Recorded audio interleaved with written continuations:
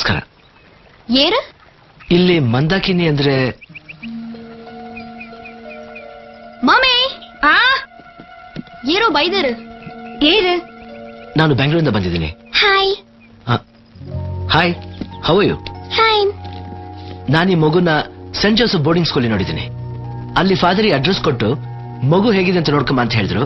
ಅದಕ್ಕೆ ನಾನು ಮಗು ನೋಡ್ಕೊಂಡು ಗೊತ್ತಿಜ್ಜಿ ಓ ಚರ್ಚಲ ಗೊತ್ತಿಜ್ಜಿ ಅಮ್ಮ ಈ ಮನೆ ಬಂದ ಕುಲ್ಲೋ ಇದು ಮೂಲ ಇಪ್ಪನ ಗೊತ್ತಾಂಡ ತೊಂದ್ರೆ ಆಪುಂಡು ಇರ್ಪೋಲೆ ನೋಡಿ ನನ್ ಮಾತ್ ಕೇಳಿ.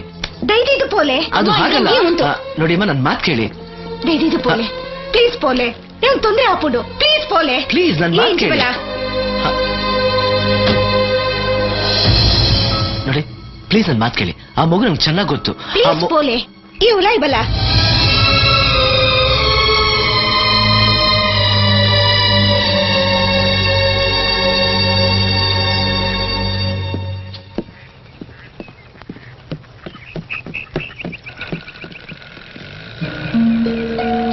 ಮಾಮಿ ಏನು ಅವ್ರನ್ನ ಯಾಕೆ ಕಳ್ಸ್ದೆ?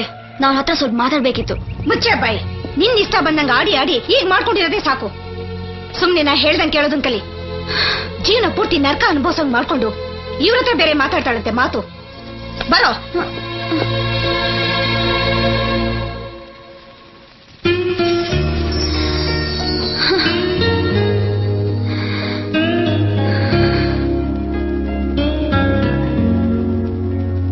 Hi, how are you? ನಾನು ನಿಮಗೋಸ್ಕರ ಕಾಯ್ತಾ ಇದ್ದೀನಿ.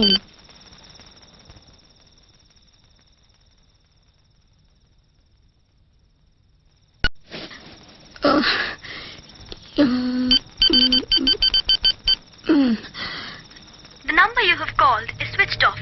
Please try again later. The number you have called is switched off. Please try again later. ಬಡ ಜೊತೆ ಯಾವ ಆಸೆನೂ ಬೆಳೆಸ್ಕೋಬೇಡಿ. ನನ್ನ ಜೀವನ ನನ್ನ ಕೈಲಿಲ್ಲ. ನನ್ನ ನಮ್ದೂರು ಯಾರು ಉಳಿಸಿಲ್ಲ.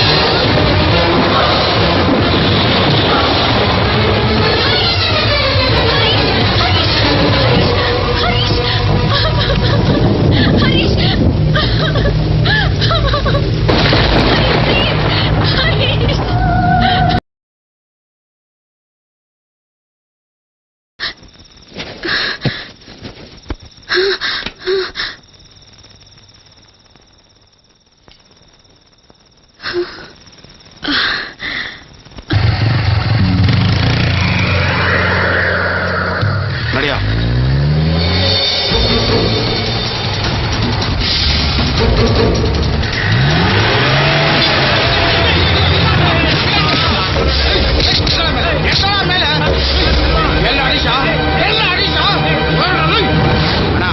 ನೀವ್ ಹೇಳ್ದಂಗೆ ಹರೀಶನ್ ಹುಡುಗನ್ನ ಹಿಡ್ದಾಕೊಂಡ್ವಿ.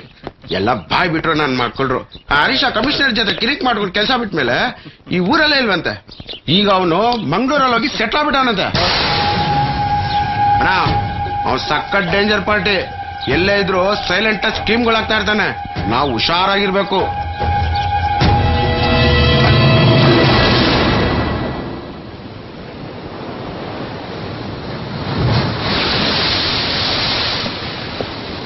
Hi uncle. ಪಾಪು ಏನಿಲ್ಲಿ? ಮಮ್ಮಿ.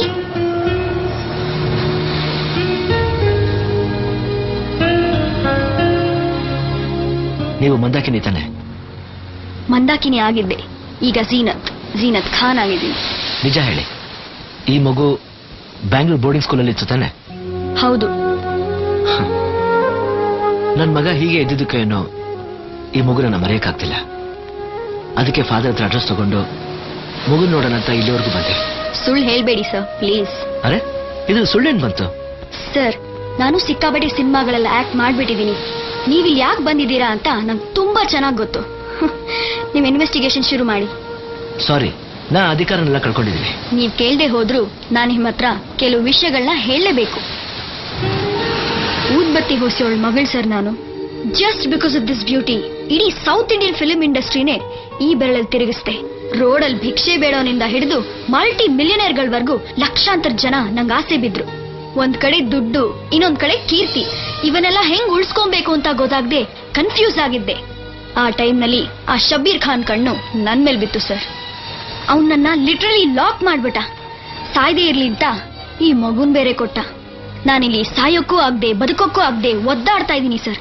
ಫಸ್ಟ್ ಆಫ್ ಆಲ್, ನಿಮ್ಗೆ ಇಷ್ಟ ಇಲ್ದ್ರೆ ಬದುಕನ್ನ ಬಲವಂತವಾಗಿ ಬದುಕ್ತಾ ಇರೋದೇ ತಪ್ಪು. ಸರ್, ಇಲ್ಲಿಂದ ಆಚೆ ಬಂದ್ರೆ ನಾನು ನನ್ ಮಗು ಇಬ್ರು ಉಳಿಯಲ್ಲ. ಯಾಕೆ? ನಿಮ್ನ ಉಳ್ಸಕ್ ನಮ್ ಡಿಪಾರ್ಟ್ಮೆಂಟ್ ಇಲ್ವಾ?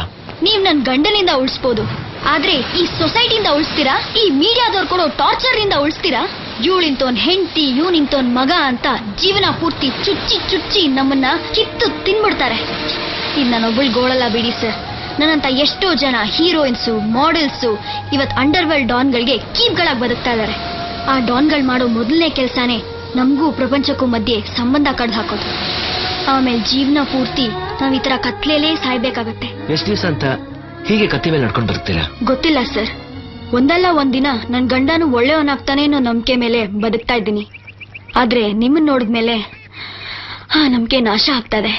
ಹೌದು ಸರ್, ನೀವ್ ಬಂದಿರೋದೇ ಶಬೀರ್ ಹೆಣ ಬೀಳ್ಸೋಕೆ ಅಂತ ನಂಗೆ ಚೆನ್ನಾಗ್ ಗೊತ್ತು. ಆದ್ರೆ ಏನ್ ಮಾಡ್ಲಿ, ಅವ್ನ್ ನನ್ ಗಂಡ. ಬೇಡೋ ಯೋಗ್ಯತೆ ಇಲ್ದಿದ್ರು ಬೇಡ್ತಾ ಇದ್ದೀನಿ. ಪ್ಲೀಸ್ ಅವನ್ನ ಕೊಲ್ಬೇಡಿ ಸರ್. ಇಲ್ಲ ಮಂದಾಕಿನಿ, ಅದು ಬದುಕಿರ್ಬೇಕಾದ ಬಾಡಿ ಅಲ್ಲ. ಸರ್, ನೀವ್ ಒಪ್ಪಿದ್ರೆ ನಾನು ಅವನ ಹತ್ರ ಮಾತಾಡ್ತೀನಿ, ಸರೆಂಡರ್ ಮಾಡಿಸ್ತೀನಿ. ಜೀವ ತೆಗೆಯೋದೊಂದ್ ಬಿಟ್ಟು ಇನ್ಯಾವ ಶಿಕ್ಷೆ ಬೇಕಾದ್ರೂ ಕೊಡಿ. ನನ್ ಲೈಫ್ ಅಂತೂ ಸ್ಕ್ರಾಪ್ ಆಗೋಯ್ತು. ಆದ್ರೆ ಈ ಮಗು ಫ್ಯೂಚರ್ ಬಗ್ಗೆ ಏನಾದ್ರೂ ಯೋಚನೆ ಮಾಡ್ಬೇಕಲ್ವಾ?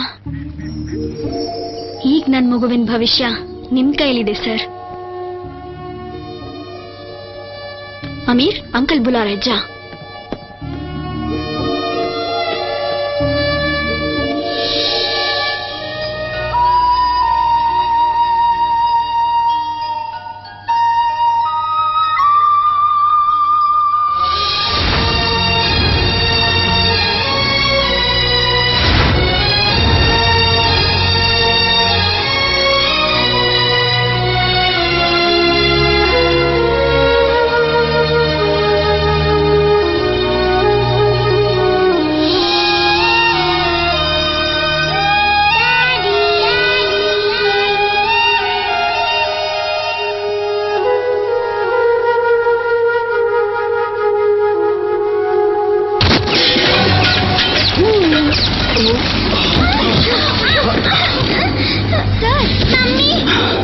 ನೀವು ಚೆನ್ನಾಗಿ ಆಕ್ಟ್ ಮಾಡ್ತೀರಿ ಅಂತ ಕೇಳಿದ್ದೆ. ಇವತ್ ಕಣ್ಣಾರೆ ನೋಡ್ದೆ. ಈ ಮಗು ಮೇಲಾಣೆ ನಂಗೇನು ಗೊತ್ತಿಲ್ಲ. Believe me sir.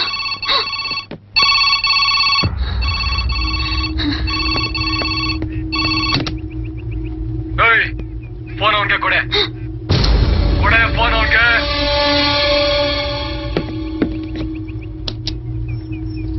ಹಲೋ.